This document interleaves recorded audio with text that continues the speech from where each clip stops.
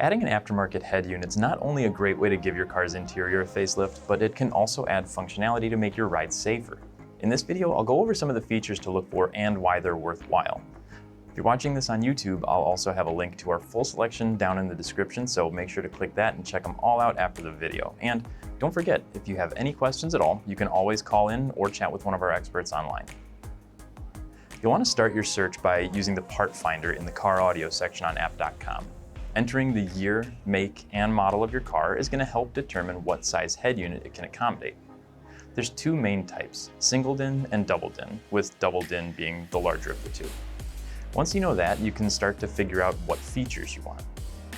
The first question to ask yourself is whether or not you want a CD player.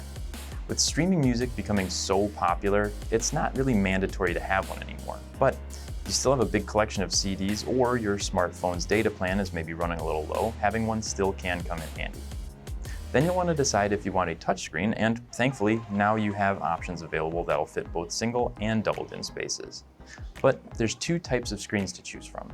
There's capacitive, which is like the screen on your smartphone that only needs a light touch and can utilize multi-touch gestures, and resistive, which requires you to press harder and doesn't always have those multi-touch functions, but it is generally more cost-effective.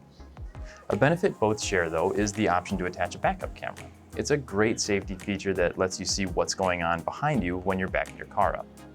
If you decide on a touchscreen, you'll want to consider one with Android Auto or Apple CarPlay. Those can mirror specific apps from your phone onto the larger screen built into your new stereo. So instead of going through the hassle of trying to find a spot to mount your phone and then trying to read the information on that small screen, these let you easily see your maps, phone book, and playlists, and most even let you text by voice so you can keep your eyes on the road. All you need to do is download the corresponding app on your phone and plug it into the head unit through a USB connection. There are even some models that offer wireless versions of these two services if you don't want to deal with cords. Finally, we have Bluetooth, and fortunately, almost every new head unit comes with it, touchscreen or not. It not only lets you stream your music wirelessly, but it also lets you make phone calls wirelessly. There's still a few models out there that don't have it, but since it doesn't add much to the cost and makes talking while you drive a lot easier and safer, it's definitely something you want to make sure your new stereo has. So these are the main features to look for and consider when you're shopping for a new car stereo.